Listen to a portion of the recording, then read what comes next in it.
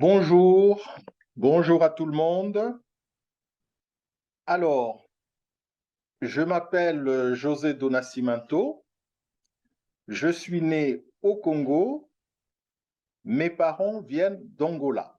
C'est pour ça que j'ai un nom à consonance portugaise, d'origine portugaise.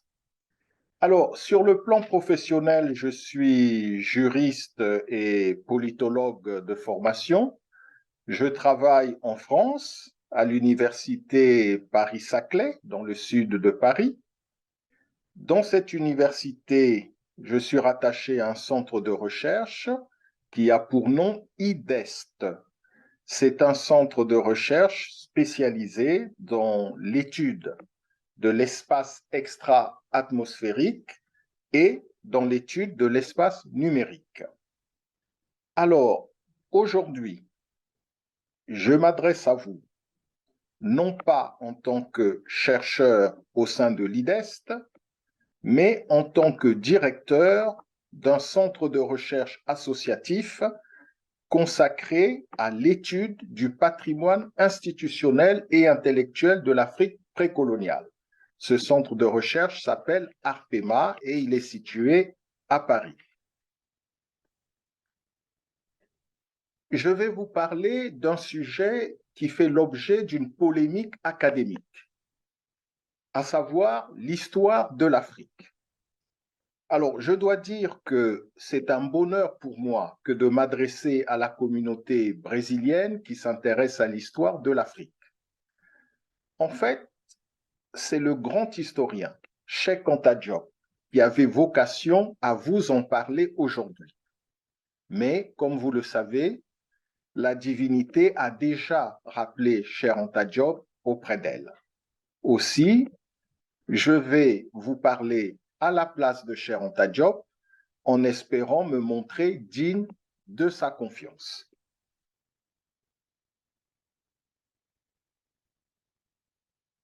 Le discours que je vais vous tenir est celui qui se trouve dans un livre que j'ai publié sur l'histoire de l'Afrique.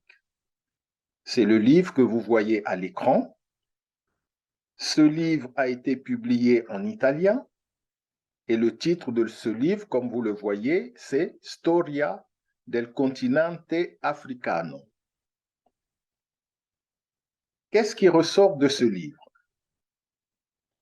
Il ressort de ce livre que l'histoire de l'Afrique est mal connue par le grand public. Mal connue car la version que le grand public connaît de l'histoire de l'Afrique est celle qui est diffusée à travers des œuvres, des livres qui portent la marque de la vision du bon sauvage issue de la philosophie des Lumières. On retrouve cette vision notamment dans les films de Hollywood, les manuels scolaires, les bandes dessinées comme Tintin, Tarzan, Zambla, Hakim, etc. Autant de bandes dessinées que vous avez sûrement lues dans votre enfance. Cette version de l'histoire africaine qui est véhiculée par ces bandes dessinées, les films d'Hollywood, cette version de l'histoire africaine est le reflet du discours colonial sur l'histoire de l'Afrique. Il ne s'agit donc pas d'un discours universitaire, c'est-à-dire un discours qui se propose de reconstruire le passé à partir des sources d'informations probantes et d'une méthode scientifique. Il s'agit en fait d'un discours de représentation, c'est-à-dire un discours qui dessine une image du passé de l'Afrique à partir des préjugés, des préoccupations et des intérêts du présent. À l'époque où ce discours fut écrit, il s'agissait de dessiner du passé de l'Afrique, il s'agissait plutôt de dessiner un passé de l'Afrique apte à justifier et servir les desseins politiques, économiques et culturels de l'administration coloniale. La question se pose donc de savoir s'il existe un discours universitaire sur l'histoire de l'Afrique? C'est ça notre grande question. Existe-t-il une histoire universitaire sur l'histoire de l'Afrique? Alors, la réponse est positive, parce que à partir des années 60, les États africains nouvellement indépendants ont demandé à des universitaires, aussi bien africains qu'européens, d'écrire l'histoire de l'Afrique selon une méthode qui répond et satisfait aux critères universitaires en matière d'écriture de l'histoire. Ces universitaires ont donc produit une littérature réputée être savante sur l'histoire de l'Afrique. C'est pourquoi on peut se permettre de dire qu'il existe une littérature universitaire sur l'histoire de l'Afrique. Mais cette littérature universitaire présente aussi un grand paradoxe. Pourquoi paradoxe? Parce qu'elle se divise en deux versions totalement opposées de la trajectoire historique de l'Afrique. La première version puise sa source dans ce qu'on peut appeler la vision hegelienne de l'histoire de l'Afrique. Cette vision hegelienne présente l'Afrique comme un continent qui est resté en dehors de l'histoire et donc de la civilisation jusqu'à l'arrivée des Européens à la fin du XVe siècle. La seconde vision, ou plutôt la seconde version, puise sa source dans ce qu'on peut appeler la vision diopienne de l'histoire de l'Afrique. Cette vision diopienne présente l'Afrique comme le continent où la civilisation est née en premier, aussi bien en ce qui concerne l'art, la poterie, l'agriculture, l'élevage, la métallurgie, l'État, la religion, la philosophie, les mathématiques, le droit, etc. Nous avons donc au sein de la littérature universitaire deux versions différentes de l'histoire de l'Afrique. Et, gros paradoxe, ces deux versions s'opposent l'une à l'autre. La question qui se pose est celle de savoir laquelle des deux est conforme à la science. Alors, fort heureusement, il est possible de départager ces deux versions. La discipline historique nous offre la clé pour faire cela. Il suffit en effet de soumettre les deux versions, ou plutôt il suffit de soumettre les deux visions qui sont à l'origine des deux versions universitaires de l'histoire de l'Afrique.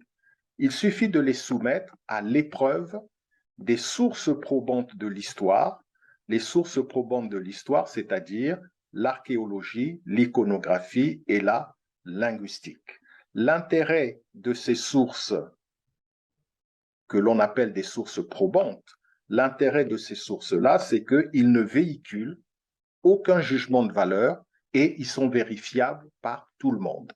C'est ça la grande force de ce qu'on appelle les sources probantes de l'histoire, l'archéologie, l'iconographie, la linguistique. Elles ne mentent pas. Elles ne véhiculent aucun jugement de valeur et elles sont vérifiables par tout le monde.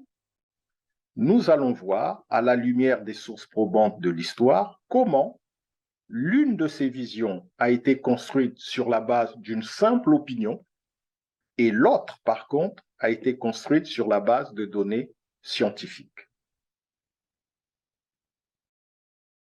Alors, nous avons ici l'image d'un jeune Africain qui essaye de s'informer sur l'histoire de l'Afrique.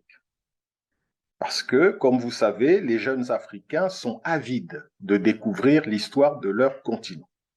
Mais, comme on le voit sur cette image, lorsqu'un jeune Africain veut s'informer sur l'histoire de son continent, il est désemparé. Il est désemparé. Pourquoi?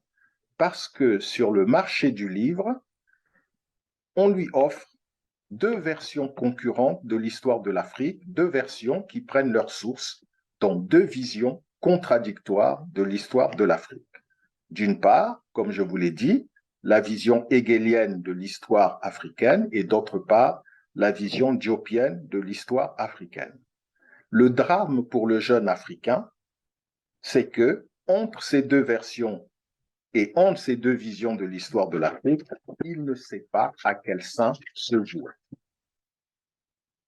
Or, le choix qu'il va faire pour l'une ou l'autre version a une conséquence importante. En effet, selon la version de l'histoire de l'Afrique qu'il va choisir, il va devenir un partisan féroce de l'un ou l'autre des deux paradigmes qui sont en concurrence sur la question de la perspective de modernité de l'Afrique, à savoir, d'une part, le paradigme du développement et de l'autre, le paradigme de la Renaissance africaine. Comme quoi, vous voyez, choisir la version hegelienne de l'histoire de l'Afrique ou choisir la version diopienne de l'histoire de l'Afrique n'a pas qu'un intérêt académique, ça a un intérêt politique, ça a une répercussion immédiate sur le paradigme auquel vous allez adhérer, le paradigme de la perspective de modernité des sociétés africaines post-coloniales. Alors, passons rapidement en revue la vision hegelienne et la vision diopienne de l'histoire de l'Afrique. Analysons d'abord la première vision de l'histoire de l'Afrique. Quand je dis la première, c'est-à-dire celle qui chronologiquement est apparue la première. C'est la vision hegelienne. Vous avez en face de vous la photo de Hegel. Qui est Hegel? Parce que pour comprendre la vision que Hegel a donnée de l'histoire de l'Afrique, il faut d'abord comprendre qui est Hegel. Hegel est un philosophe allemand. Il est né en 1770. Il a été professeur de philosophie, d'abord dans la ville de Jena, ensuite dans la ville de Berlin. Il décède le 14 novembre 1831 à Berlin. Hegel est un pur produit du courant de la philosophie des Lumières. Il est connu pour la qualité de ses ouvrages en philosophie. Il laisse à la postérité plusieurs ouvrages majeurs qui encore aujourd'hui font autorité. Nous nous intéresserons aujourd'hui à un de ces ouvrages en particulier, celui qui a pour titre « La raison dans l'histoire ». Dans ce livre, Hegel donne sa vision de la philosophie de l'histoire. Pour Hegel, l'histoire est le spectacle de la marche de l'esprit vers le progrès. Alors, qu'est-ce que Hegel entend par l'esprit? Chez Hegel, l'esprit, c'est synonyme de la raison ou encore synonyme de Dieu. Voyez? Donc, pour Hegel, l'histoire, c'est le spectacle de la marche de l'esprit, c'est-à-dire de la raison, c'est-à-dire de Dieu, vers le progrès. Plus précisément, pour Hegel, l'histoire est un processus dont les différentes étapes qui sont faites de malheur ou de gloire pour les individus ou les peuples, ces différentes étapes ne sont que des manifestations de la volonté de l'esprit dans sa marche vers le progrès. Pour Hegel, l'histoire n'est donc pas un champ de chaos. Elle a un sens, une direction, celle de la marche du progrès dans l'histoire. Pour Hegel, l'histoire, comme je vous l'ai dit, est la manifestation des œuvres de progrès orchestrées par l'esprit. À travers l'histoire, c'est l'esprit qui est à l'œuvre, provoquant le malheur des uns ou la gloire des autres pour accomplir sa marche victorieuse vers le progrès. Alors, ce qui est important pour nous, c'est de savoir que, à l'occasion de l'écriture de ce livre dont le titre est La raison dans l'histoire, à l'occasion de l'écriture de ce livre, Hegel va analyser la contribution des peuples au mouvement du progrès dans l'histoire universelle. Hegel se prononce à cette occasion sur la contribution ou la participation de l'Afrique au mouvement de l'histoire universelle. Donc, notre question est celle-ci. Quelle est, selon Hegel, la contribution ou participation des peuples africains à la marche glorieuse de l'esprit vers le progrès? Autrement dit, à quelle étape de la marche glorieuse de l'esprit correspond l'histoire de l'Afrique?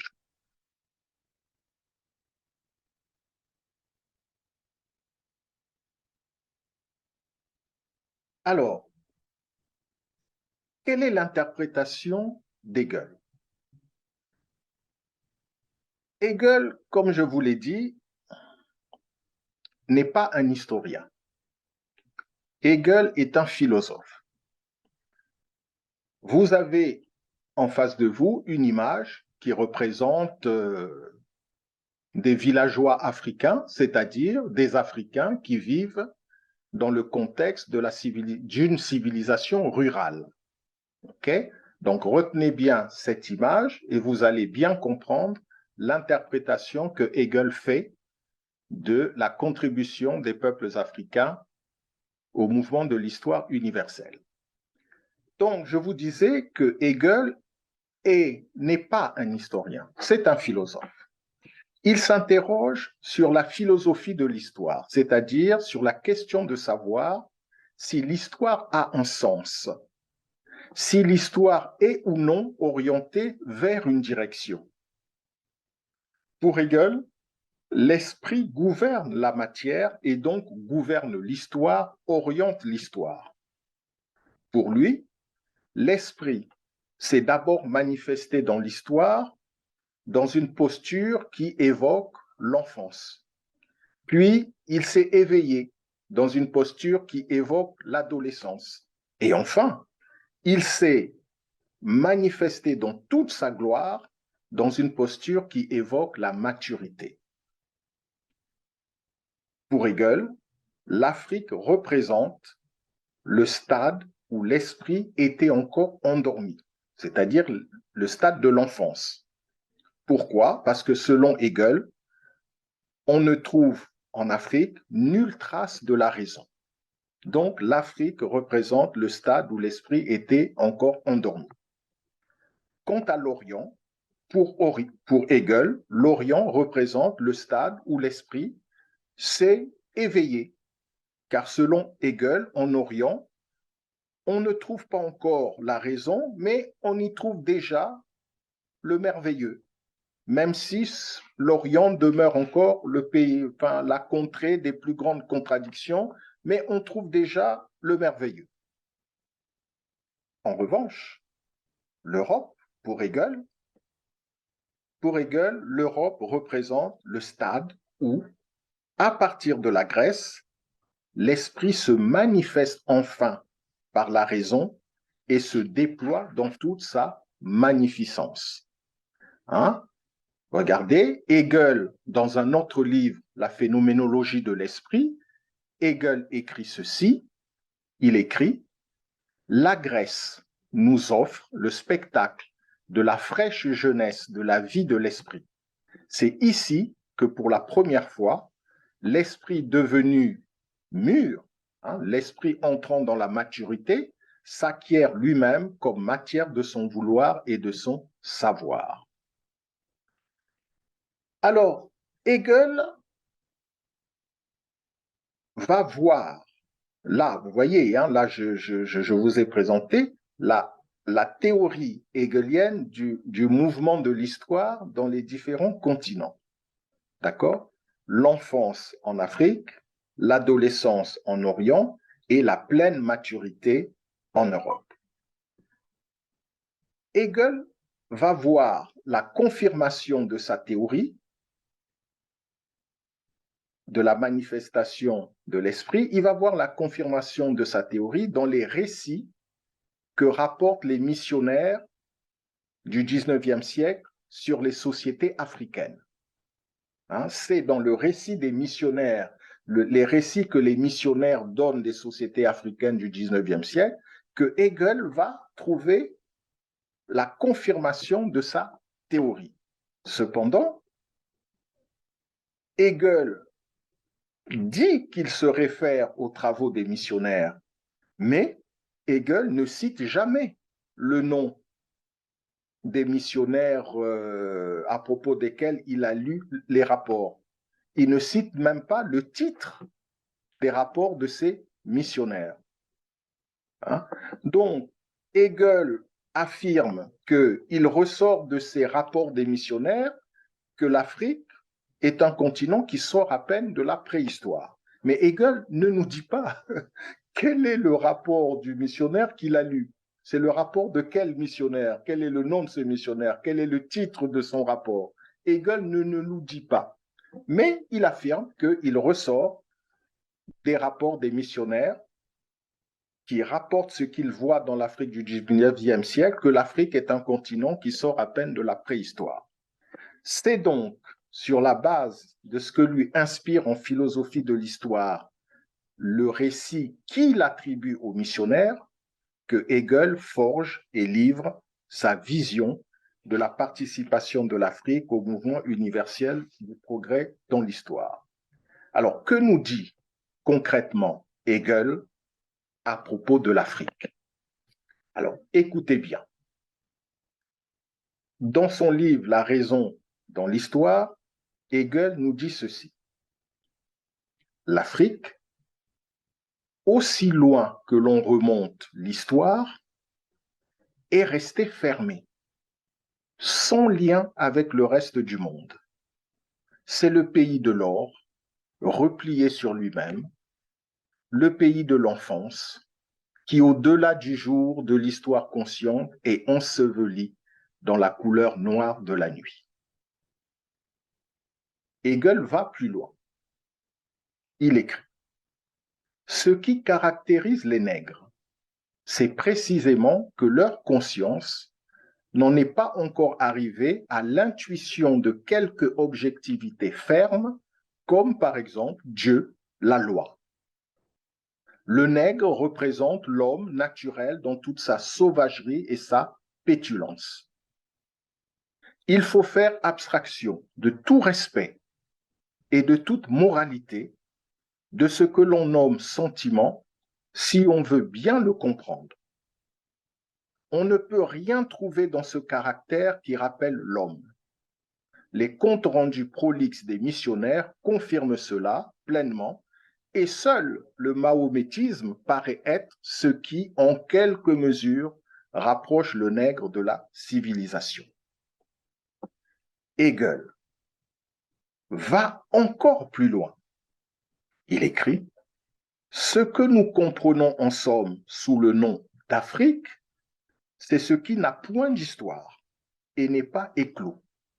C'est ce qui est renfermé encore tout à fait dans l'esprit naturel et devrait être simplement présenté ici au seuil de l'histoire universelle. » Quelle est la conclusion d'Hegel? Vous avez vu sa vision, sa lecture de l'histoire de l'Afrique. Quelle est sa conclusion? Eh bien, la conclusion de Hegel sera sans appel. Elle tient en trois propositions, en deux propositions plutôt. D'une part, l'Afrique n'est pas un continent historique. Elle ne montre ni changement ni développement. D'autre part, et c'est la deuxième proposition, les peuples africains sont incapables de se développer et de recevoir une éducation. Et Hegel dit, de tous ces traits divers, il ressort que c'est la pétulance qui caractérise les nègres. Cette condition n'est susceptible d'aucune évolution, d'aucune culture, et tels que nous les voyons aujourd'hui, tels ils furent à jamais. Voilà. Vous voyez, c'est ça la conclusion de Hegel, et c'est pour ça que je vous ai mis cette image à l'écran.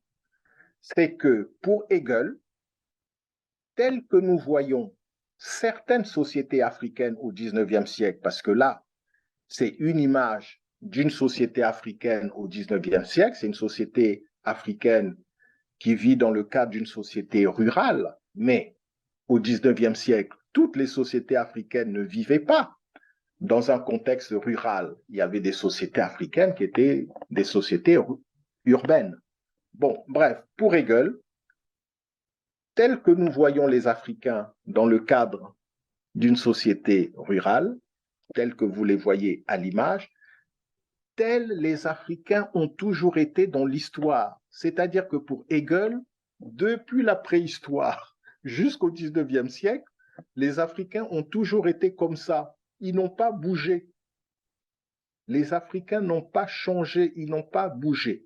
Depuis la préhistoire jusqu'au XIXe siècle, voilà comment étaient les Africains.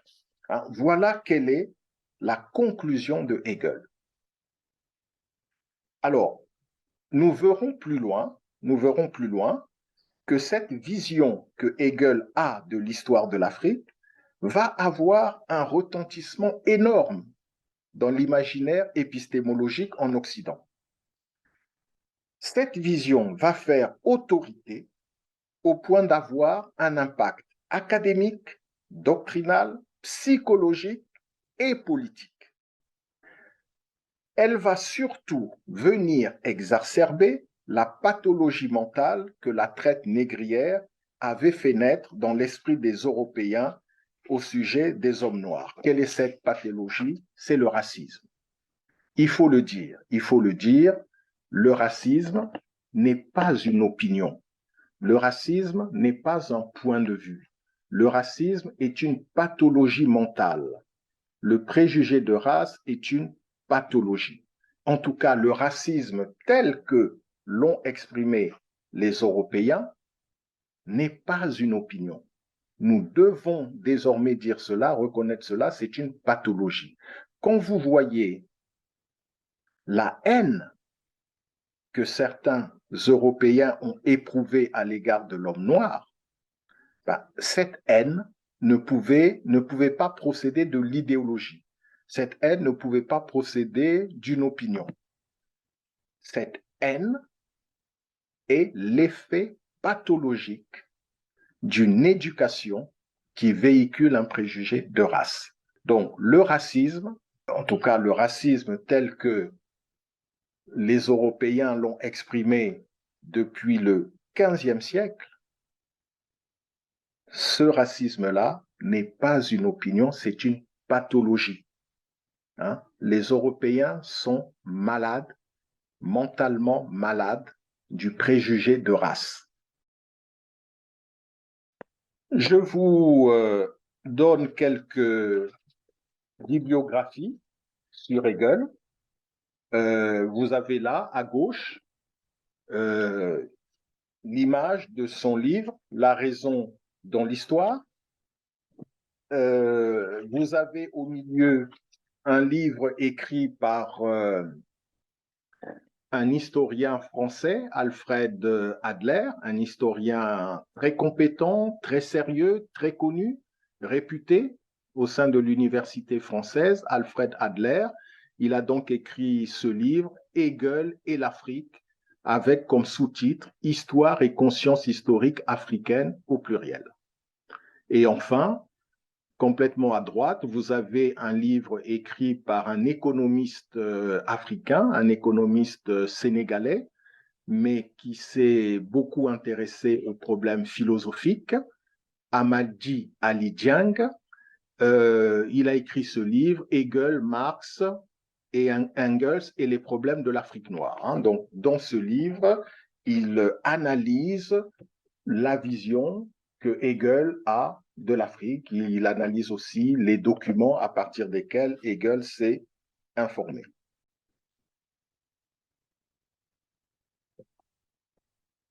Alors, analysons maintenant la seconde vision de l'histoire de l'Afrique. C'est celle de Cheikh Anta Diop. Cheikh Anta Diop. Qui est Cheikh Anta Diop? Cheikh Anta Diop est né au Sénégal en 1923. Il est décédé dans ce même pays en 1986. Cheikh Anta Diop a été le directeur du laboratoire de recherche Carbone 14 au sein de l'Institut fondamental de l'Afrique noire à Dakar, au Sénégal. Il a été aussi consultant à l'UNESCO en ce qui concerne l'écriture de l'histoire générale de l'Afrique noire et il a été aussi professeur à l'Université de Dakar qui, depuis les années 80, cette université porte son nom. C'est désormais ce qu'on appelle l'Université Cheikh Anta Diop de Dakar. Sur le plan universitaire, Cheikh Anta Diop, il faut le dire, Cheikh Anta Diop est un pur produit de la philosophie des Lumières. Cheikh Anta Diop a fait ses études à la Sorbonne. Avant la Sorbonne, Cheikh Anta Diop a fait ses études primaires et secondaires au Sénégal, à l'école occidentale, donc, au Sénégal. Mais avant d'accéder à l'école occidentale, Cheikh Anta Diop a d'abord fréquenté l'école islamique, l'école musulmane. Il est de parents de confession musulmane, donc la première école qu'il a formée, c'est l'école coranique. Donc, Cheikh Anta Diop a fréquenté l'école coranique et c'est seulement après qu'il est allé à l'école de l'administration coloniale. Donc, je vous disais que Cheikh Anta Diop, sur le plan universitaire, il a fait ses études à la Sorbonne. Et c'est un pur produit de la philosophie des Lumières. Il a un profil encyclopédiste. Encyclopédiste car Cheikh Anta Diop a une formation pluridisciplinaire. Il faut se rappeler que Cheikh Anta Diop n'est pas seulement un historien. Cheikh Anta Diop est aussi un physicien nucléaire. Il a été élève de Pierre et Marie Curie. Cheikh Anta Diop est aussi un philosophe. Il a été l'étudiant de Gaston Bachelard. Cheikh Anta Diop est aussi un linguiste. C'est un égyptologue, c'est un anthropologue, c'est un sociologue. Bref, vous voyez, il a un profil encyclopédiste.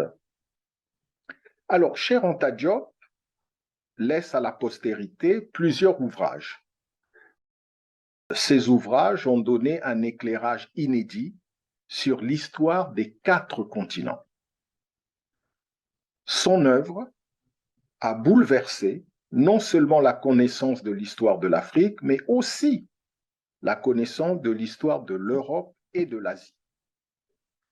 Donc, il faut savoir ça sur Cheikh Anta Diop. Son œuvre a complètement bouleversé notre connaissance de l'histoire de l'Europe, de l'Asie, des Amériques et de l'Afrique. Voilà tout l'intérêt qu'il y a à lire les travaux de Cheikh Anta Diop. Quelle est la vision diopienne de l'histoire de l'Afrique? La vision diopienne de l'histoire de l'Afrique puise sa source dans l'interprétation que Cheikh Anta Diop donne au fait de parenté linguistique entre les peuples africains. En effet, dès les années 40, Cheikh Anta Diop fait le constat d'une parenté linguistique entre les peuples africains. Cheikh Anta Diop constate qu'effectivement, par exemple au Sénégal, entre la langue Wolof, la langue Sérère, la langue Soninké, la langue Peul, la langue Bambara, il y a une parenté linguistique. Alors que le discours universitaire colonial disait aux Africains que entre ce que cette école appelait les tribus africaines, il n'y avait aucun lien. Ils étaient distincts les uns les autres sans qu'il y ait un quelconque lien entre eux. Donc, ça signifie que le Wolof n'avait rien à voir avec le Serer n'avait rien à voir avec le Soninké, etc. Or, Cheikh Anta Diop constate que entre le Serer et le Wolof, il y a une parenté linguistique énorme. Entre le Wolof et le Soninké, c'est la même chose. Donc, Cheikh Anta Diop est frappé par cela. C'est ça qui attire en premier l'attention de Cheikh Anta Diop. Et face à ce constat, Cheikh Anta Diop est conduit à se demander si cette parenté linguistique entre les langues africaines serait l'expression d'une origine commune des peuples africains. Donc, il faut bien se rappeler de ça. C'est que la vision diopienne de l'histoire de l'Afrique puise sa source dans l'interprétation que Cheikh Anta Diop va donner au fait de parenté linguistique entre les peuples africains. Donc, je vous disais que Diop, face au constat de cette parenté linguistique entre les langues africaines, Diop va se demander si cette parenté est l'expression d'une origine commune des peuples africains. Diop décide alors de soumettre cette question à l'épreuve des sources probantes de l'histoire que sont l'archéologie, l'iconographie et la linguistique. Mais Diop va aller plus loin. Il va aussi soumettre cette question à l'épreuve des facteurs culturels que sont la religion, la cosmogonie, les institutions politiques, etc. Pour entreprendre cette enquête conformément à la méthode scientifique, Diop va d'abord formuler une hypothèse de travail. Son hypothèse de travail sera celle d'une véracité du témoignage unanime des auteurs grecs anciens selon lesquels les Égyptiens de l'époque pharaonique étaient des Noirs aux cheveux crépus. Diop va partir de cette hypothèse. Et si c'était vrai? Et si ce que les anciens grecs, et si ce que les anciens auteurs grecs nous disent était vrai? Lorsque les Grecs anciens nous disent que les Égyptiens étaient noirs aux cheveux crépus, Diop se demande, et si c'était vrai? Et si c'était vrai? Et pour Diop, si cette hypothèse s'avérait exacte après enquête, alors la parenté linguistique des peuples africains pourrait avoir pour origine la vallée du Nil. Et Diop va donc faire son enquête. Au terme de son enquête, 3 éléments vont lui apparaître comme étant des éléments majeurs. Premier élément, les peuples africains subsahariens attestent d'une parenté de phénotype, c'est-à-dire de la couleur de la peau, attestent d'une parenté de phénotype et de culture avec les Égyptiens anciens. Ça, c'est le premier élément qu'il découvre au terme de son enquête. Deuxième élément, Cheikh Anta Diop découvre que la parenté culturelle entre les peuples africains prend sa genèse, son origine, dans la vallée du Nil. Donc, cette vallée du Nil apparaît comme étant le berceau d'origine de la plupart des peuples africains. Attention, Cheikh Anta Diop n'a jamais dit que tous les peuples africains viennent de la vallée du Nil. Il n'a jamais dit ça. Il dit que une grande partie des peuples africains viennent de la vallée du Nil. Enfin, Diop conclut que le mouvement diachronique de l'histoire en Afrique est un mouvement de pleine historicité. C'est un mouvement qui, le premier, a fait naître la civilisation, tant au niveau des arts, des lettres, des sciences, des techniques, de la religion, de l'État, de la philosophie, de l'architecture, de l'agriculture et de l'élevage. Voilà. Vous voyez donc ce qui apparaît à Diop au terme de son enquête. Au terme de son enquête, Diop s'aperçoit que entre les Égyptiens et les peuples africains subsahariens, il y a une communauté de la couleur de la peau, il y a une communauté de culture, mais que surtout, il s'aperçoit que ce sont ces peuples noirs qui sont à l'origine de la civilisation, tant au niveau des arts, des lettres, des sciences, des techniques, de la religion, de l'État, de la philosophie, de l'architecture, de l'agriculture et de l'élevage. Donc, quel va être le verdict de Cheikh Anta Diop? Le verdict de Cheikh Anta Diop va être sans appel. Pour Diop, l'Égyptien pharaonique et le Nubien de Kouch, vous savez, Kouch, c'est au sud de l'Égypte, c'est-à-dire en fait ce qu'actuellement on appelle le Soudan. Le Soudan. Et les habitants de cette partie de l'Afrique, qui s'appelait la Nubie, on les appelait donc les Nubiens, les Grecs les appelaient les Éthiopiens, mais dans la littérature moderne, on les appelle les Nubiens. Donc, pour Cheikh Anta Diop, l'Égyptien pharaonique et le Nubien de Kouch appartiennent à un même et seul univers, tant au niveau de la couleur de l'épiderme de leur peau qu'au niveau de la culture, comme l'atteste l'image suivante qui est présente dans la tombe de Ramsès III. Vous voyez l'image qui est sur l'écran. Si vous allez dans la tombe de Ramsès III, dans cette tombe, il y a une iconographie où les Égyptiens ont représenté les grandes nations puissantes de leur époque. Et parmi ces grandes nations, il y a la nation égyptienne et il y a la nation nubienne. Or, les Égyptiens se sont représentés et ont représenté les Nubiens avec cette image que vous voyez. C'est-à-dire que l'Égyptien a représenté le Nubien de la même manière qu'il s'est représenté lui.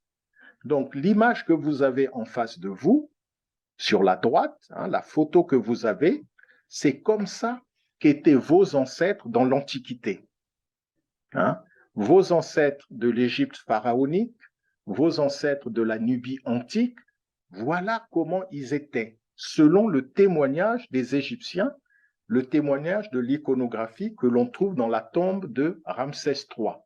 Donc, c'est très intéressant pour vous, lorsque vous vous interrogez, mais comment étaient nos ancêtres, comment étaient habillés nos ancêtres à l'époque des Romains, à l'époque des Grecs, à l'époque des Perses, à l'époque des Assyriens? Comment étaient habillés nos ancêtres avant les Romains, avant les Grecs, avant les Perses, avant les Assyriens, parce qu'ils ont existé bien avant tous ces peuples. Comment étaient-ils? Eh bien là, vous avez exactement l'image de vos ancêtres tels qu'ils étaient avant que des peuples orientaux ne commencent à envahir l'Égypte. Le deuxième verdict de Cheikh Anta Diop, c'est de dire que la paternité des œuvres de civilisation de l'Égypte pharaonique est imputable aux ancêtres des peuples africains subsahariens actuels. Cheikh Anta Diop, tels que nous les voyons dans l'Antiquité, dans la tombe de Ramsès III, tels ils furent de l'Antiquité jusqu'au XVe siècle.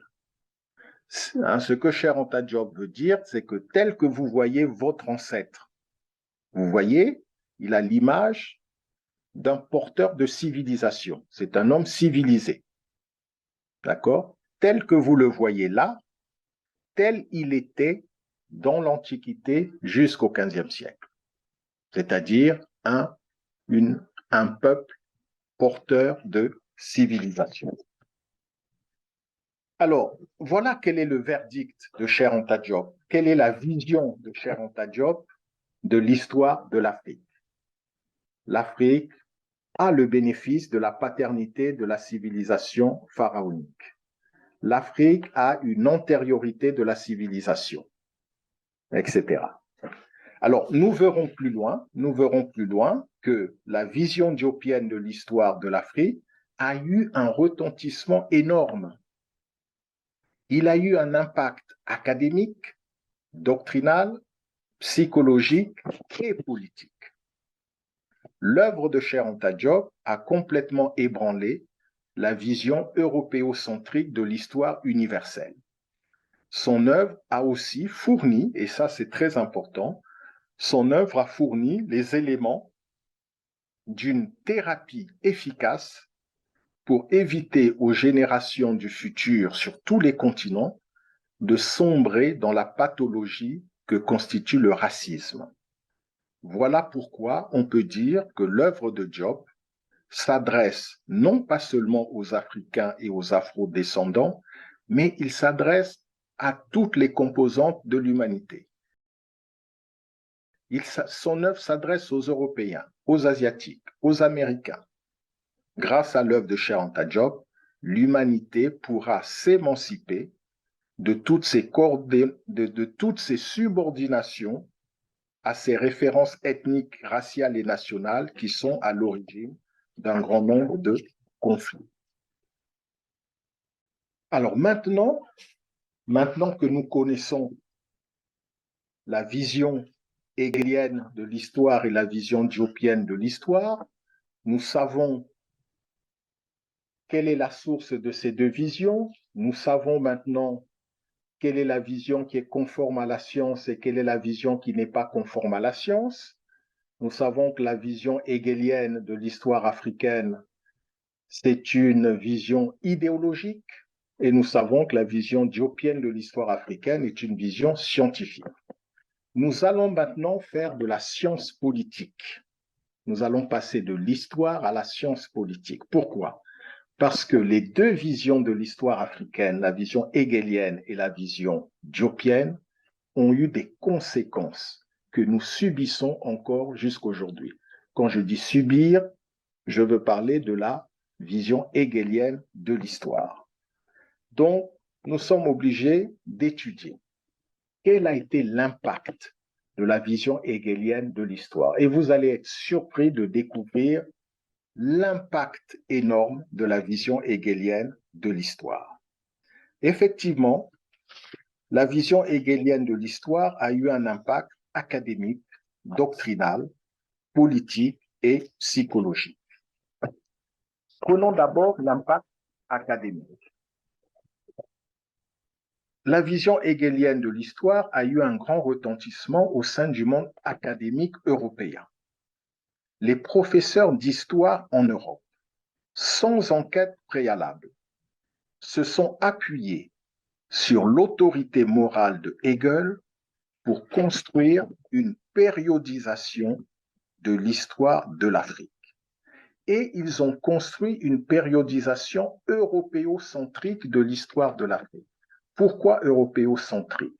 Parce que cette périodisation a été construite du seul point de vue du regard européen sur l'Afrique. Quel est le schéma que présente la périodisation de l'histoire de l'Afrique inhérent à la vision hegelienne de l'histoire de l'Afrique? Cette périodisation distingue deux séquences. La première séquence, c'est l'Afrique avant l'arrivée des Européens. Et cette séquence de l'Afrique avant l'arrivée des Européens, elle est qualifiée comme appartenant à des siècles obscurs. Donc, avant que les Européens n'arrivent en Afrique, les Africains vivaient dans des siècles obscurs. C'est ça qu'on nous apprenait dans les universités quand on faisait des études d'histoire africaine. La seconde séquence de cette périodisation européocentrique, la seconde séquence, c'est l'Afrique à partir de l'arrivée des Européens. Cette séquence, à partir de l'arrivée des Européens, va être découpée en quatre segments. On aura la découverte de l'Afrique par les Européens, le commerce atlantique, la colonisation et les indépendances.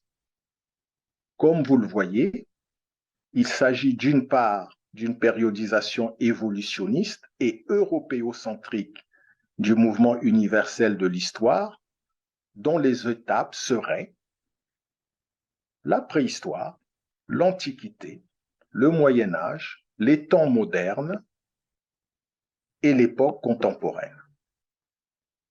Mais il s'agit aussi, d'autre part, d'une périodisation de l'histoire africaine à caractère évolutionniste et eurocentrique, dont les étapes sont les suivantes: préhistoire, siècle obscur, découverte de l'Afrique, colonisation, indépendance. Voilà précisément quelle est la périodisation de l'histoire de l'Afrique issue de la vision hegelienne de l'histoire. Et c'est cette périodisation qu'on nous apprenait dans les universités.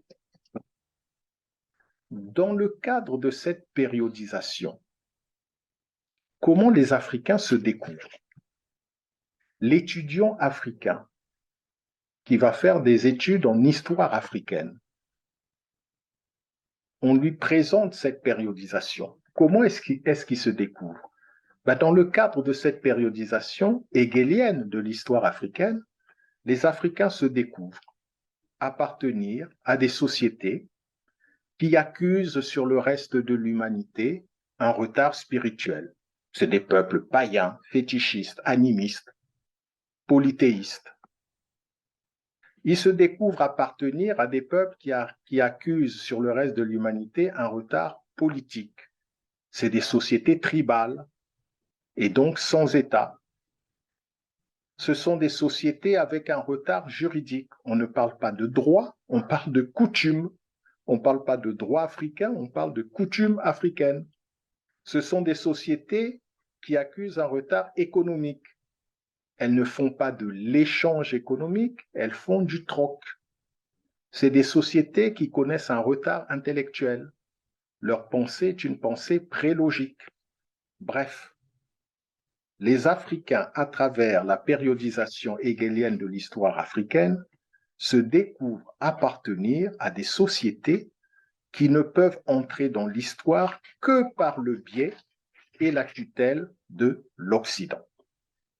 Voilà quel a été l'impact académique de la vision hegelienne de l'histoire africaine. Quand je dis impact académique, ça veut dire, c'est ça l'impact au sein des universités. Le discours universitaire sur l'histoire africaine va reprendre à son compte cette périodisation. Ou plutôt, c'est la vision hegelienne de l'histoire africaine qui va imprégner au monde académique africain cette périodisation-là.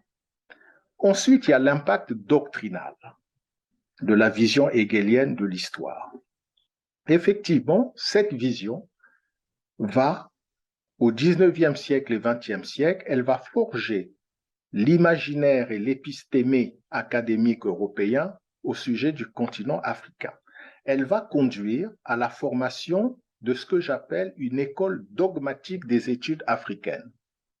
Nous attribuons à cette école le qualificatif de dogmatique car elle aborde l'histoire africaine à travers le prisme d'une grille de lecture doctrinale qui l'amène à privilégier le dogme au détriment de la preuve. Très important, retenez bien ça. Elle privilégie le dogme au détriment de la preuve. Une grille doctrinale car elle aborde l'histoire africaine à travers le prisme de l'évolutionnisme social. Entre l'interprétation à laquelle invitent les faits et l'interprétation à laquelle invite la doctrine, cette école va préférer privilégier l'interprétation doctrinale. C'est ainsi que lorsque les faits indiquent l'existence d'une civilisation brillante en Afrique avant l'arrivée des Européens, cette école conclut que cette civilisation a dû être créée soit par des Blancs, soit par des Juifs, soit par des Arabes. Pire encore, lorsque les faits sont trop assourdissants, cette école finit par conclure que sur le terrain de l'égyptologie, que les Égyptiens étaient des Blancs à peau noire. Vous voyez, face aux faits, un égyptologue,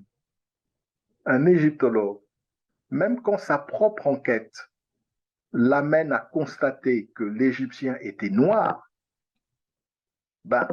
il va privilégier le dogme aux faits.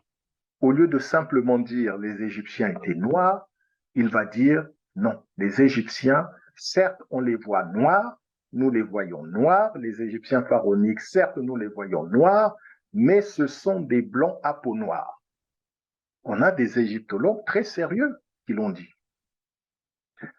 Donc, les travaux de cette école dogmatique des études africaines conduisent à une vision au sein de laquelle l'histoire africaine se réduit à une somme d'événements dépourvus de toute historicité, c'est-à-dire de toute dynamique de changement et de linéarité historique. Selon Théophile Obenga, dans le cadre des travaux de cette école, les faits culturels africains sont identifiés, décrits, analysés et classifiés sous des terminologies arbitraires. Arbitraire pourquoi? Arbitraire car le vocabulaire mobilisé pour décrire les sociétés africaines est un vocabulaire primitiviste. Primitiviste et qui ne reflète en rien la réalité. Ainsi, au lieu de parler de médecine, on va parler de fétiche. Au lieu de parler de religion, on va parler d'animisme. Au lieu de parler de langue, on va parler de dialecte. Au lieu de parler de prêtre, on va parler de sorcier.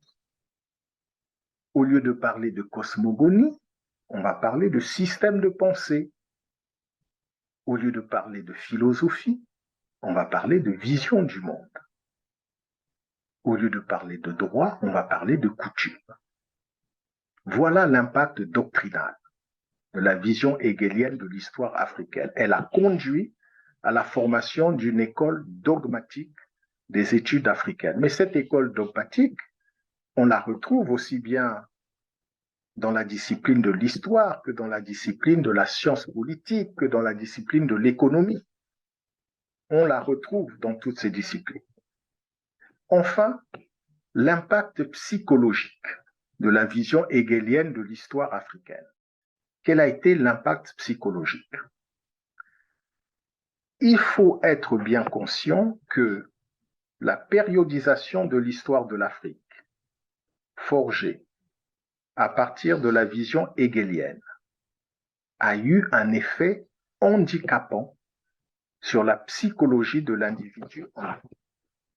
En effet, à travers cette périodisation, le jeune Africain scolarisé se découvre appartenir à des sociétés qui ne peuvent entrer dans l'histoire que par le biais et la tutelle de l'Occident.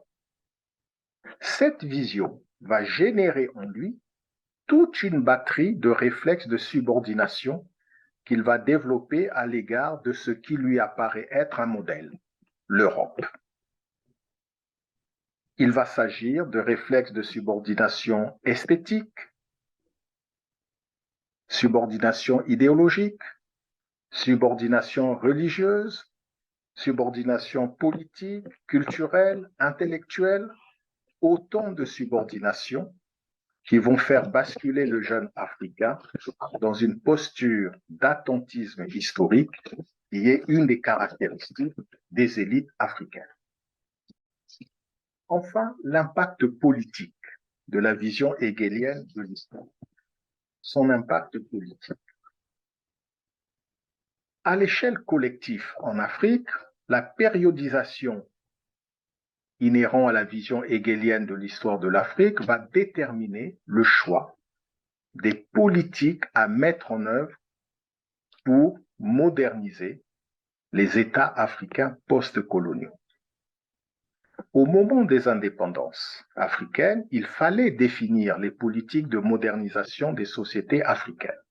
Eh bien, les économistes occidentaux vont s'appuyer sur la périodisation hegelienne pour justifier le recours à un paradigme qui est propice à leur dessein d'exploiter les ressources naturelles de l'Afrique sous l'angle de la rentabilité externe. Quel est ce paradigme? C'est le paradigme du développement. À travers le paradigme du développement, l'Afrique apparaît en effet comme un continent qui accuse un retard millénaire par rapport à l'Occident. L'Occident constitue par conséquent un modèle qu'il convient de rattraper sur le plan économique par une politique de big push et sur le plan politique par une politique d'État autoritaire susceptible de canaliser les logiques centrifuges. En faisant cela, les économistes, d'ailleurs libéraux ou marxistes, ils sont tous allés dans le même sens, ils ont inscrit le projet de modernité de l'Afrique dans l'imaginaire du jeune Africain et européen d'ailleurs, ils l'ont inscrit comme un projet de rattrapage historique de l'Occident. Concrètement, ces politiques ont pris deux formes. D'abord, celle de politique de promotion de l'exportation des matières premières. Quel est l'effet d'une telle politique? C'est de conduire à une absence d'industrialisation. Ensuite, ces politiques se sont manifestées comme des politiques de promotion du système de confusion des pouvoirs et de promotion des partis uniques et donc d'absence de démocratie. On connaît tous l'impasse dans laquelle ces politiques ont conduit les sociétés africaines. Elles ont été à l'origine d'un endettement massif qui a nécessité la mise en place de mesures d'ajustement structurel. Ces mesures, à leur tour, ont entraîné la suppression des services publics et des entreprises publiques, ainsi que le basculement des populations africaines de la pauvreté vers la misère. Donc, vous voyez que la vision hegelienne de l'histoire africaine, c'est pas seulement une théorie historique, c'est pas seulement un point de vue philosophique. La vision hegelienne de l'histoire africaine a eu des répercussions concrètes au niveau de l'université, au niveau des études africaines, au niveau de la psychologie du jeune africain et au niveau de la psychologie des élites africaines. Voilà. Donc vous voyez, il est important de connaître cette vision hegelienne de l'histoire africaine et surtout de bien connaître les conséquences de la vision hegelienne de l'histoire africaine. Voyons voir maintenant quel a été l'impact de la vision diopienne, ou plutôt quel est l'impact de la vision diopienne de l'histoire de l'Afrique. Vous avez ici la photo de Cheikh Anta Diop et vous avez ici deux livres. Le livre vert, c'est un colloque que j'ai dirigé et le livre rouge, c'est un livre que je viens de publier il y a 2 ans sur la pensée politique de Cheikh Anta Diop. Dans ces deux livres, vous pouvez retrouver l'impact de la vision diopienne de l'histoire africaine, l'impact politique, l'impact économique, l'impact psychologique de la vision diopienne de l'histoire africaine. Alors, prenons par exemple, quel est l'impact de la vision diopienne de l'histoire africaine sur le plan académique? Quel est son impact? Sur le plan académique, la vision diopienne de l'histoire africaine fournit un matériau diachronique qui permet d'étudier toutes les thématiques en sciences sociales et exactes à partir de l'expérience historique réelle des peuples africains. Autrement dit, on peut désormais étudier à partir de la seule expérience africaine. On peut étudier l'histoire de l'État, l'histoire de la religion, des arts, de l'architecture, de la philosophie, des idées, de la littérature, de la médecine, de la technique et de la science en Afrique sur une période qui va de 3500 avant Jésus-Christ à 1500 après Jésus-Christ. Voyez, l'œuvre de Cheranta nous en fournit le matériau diachronique. À travers ce matériau, le mouvement de l'histoire de l'Afrique apparaît comme un mouvement de pleine historicité, c'est-à-dire un mouvement de créativité, d'inventivité, d'innovation, tant sur le plan des institutions politiques, de l'organisation sociologique et économique, qu'au niveau des représentations religieuses et philosophiques, mais aussi au niveau des œuvres techniques et scientifiques. Concrètement, la vision diopienne de l'histoire africaine est une vision où les peuples africains se découvrent appartenir à des sociétés qui attestent d'une historicité précoce dans les divers domaines de la civilisation. Le domaine des idées, religion, philosophie, cosmogonie, le domaine des institutions, les droits des personnes, l'invention de l'État territorial, l'invention de l'État constitutionnel, le domaine des sciences, l'invention des mathématiques, l'invention de la médecine, le domaine des techniques, l'invention de l'architecture monumentale, par exemple, le domaine des arts, l'invention de la sculpture, de l'iconographie, le domaine de l'économie, la prospérité agricole, les échanges commerciaux internationaux, les conquêtes agricoles, le progrès politique, etc. Dans tous ces domaines, les peuples africains apparaissent comme des peuples pionniers. En d'autres termes, il ressort des travaux de Diop un cadre chronologique, géographique et culturel qui permet une écriture et une intelligence des tenants et aboutissants de l'histoire de l'Afrique sur la longue durée, c'est-à-dire de la préhistoire à la période contemporaine.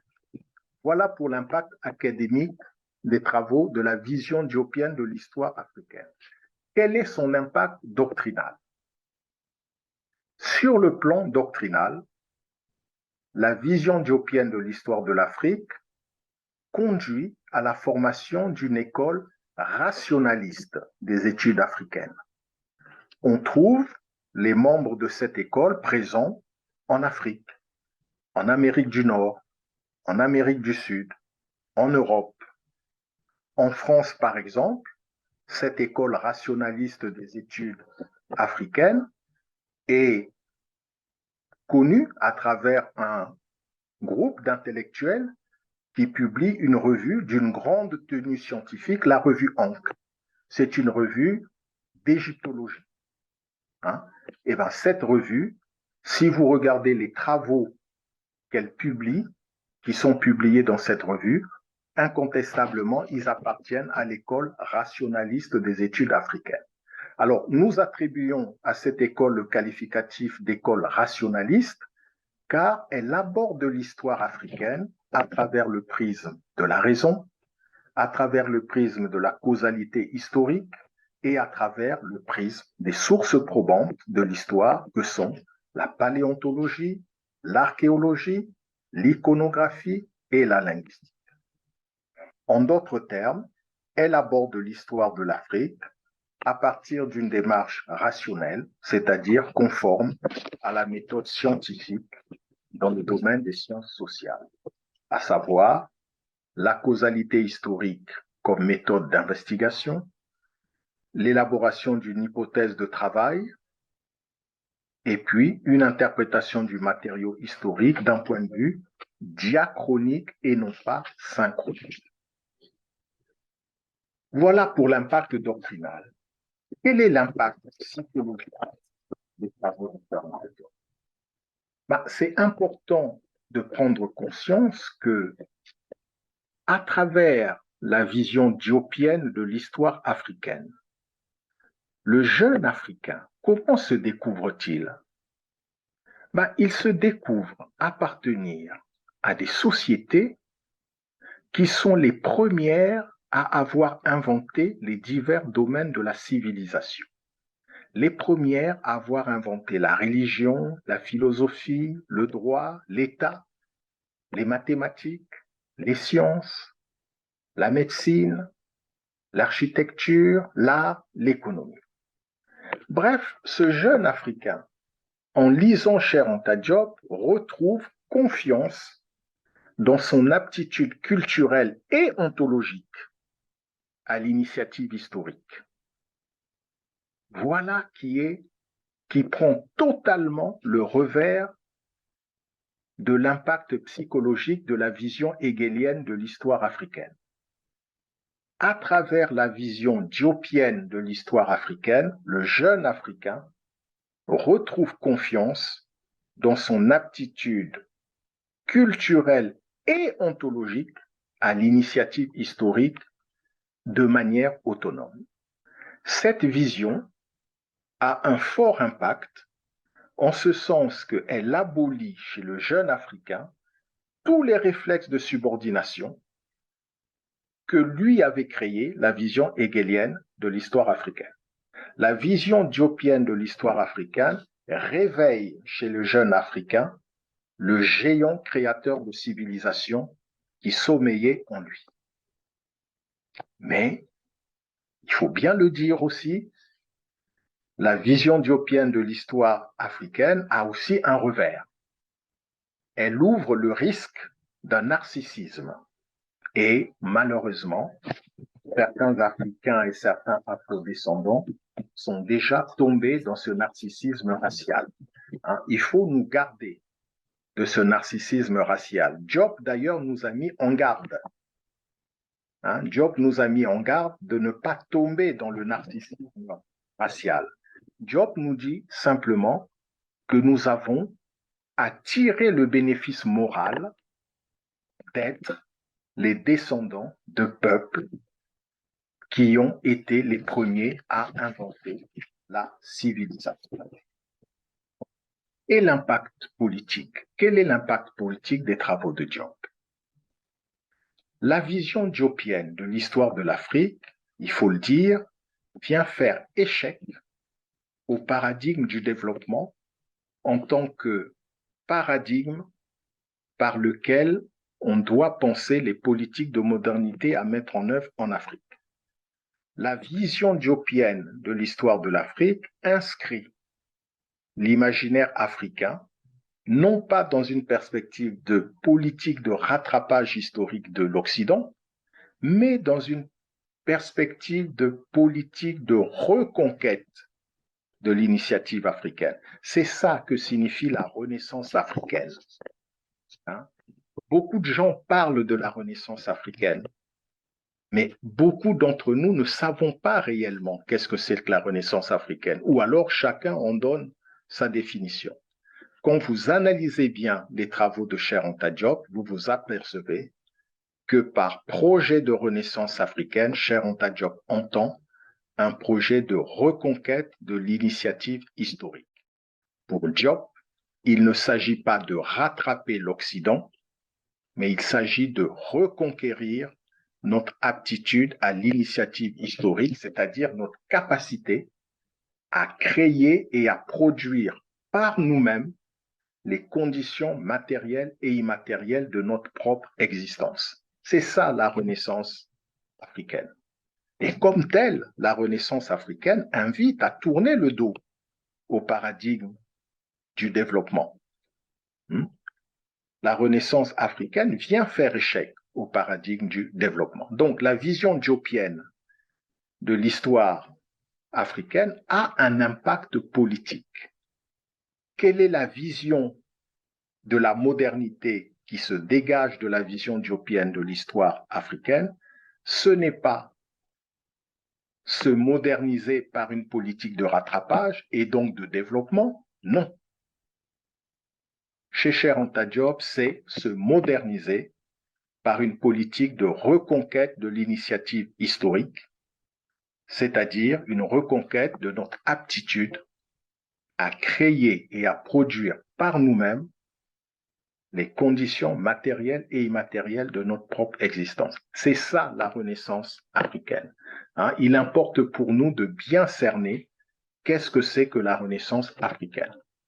Telle est la définition de la Renaissance africaine inhérente à la vision diopienne de l'histoire de l'Afrique. Voilà, donc nous en avons terminé sur cette présentation des deux visions de l'histoire de l'Afrique. Tel était le but de cette conférence, présenter les deux visions de l'histoire de l'Afrique. On a d'une part la vision hegelienne et d'une part la vision diopienne. On a vu que ce sont deux visions qui se contredisent l'une et l'autre. On a vu qu'au regard de la science, la vision hegelienne n'est qu'une opinion et la vision diopienne est la vision conforme à la science. On a vu aussi que ces deux visions ont des impacts et on a vu que les impacts inhérents à la vision hegelienne de l'histoire sont des impacts négatifs pour nous autres Africains et Afro-descendants, alors que les impacts inhérents à la vision diopienne de l'histoire africaine sont des impacts positifs pour nous autres Africains et Afro-descendants.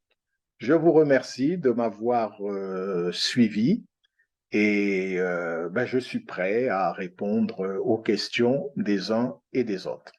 Je vous remercie.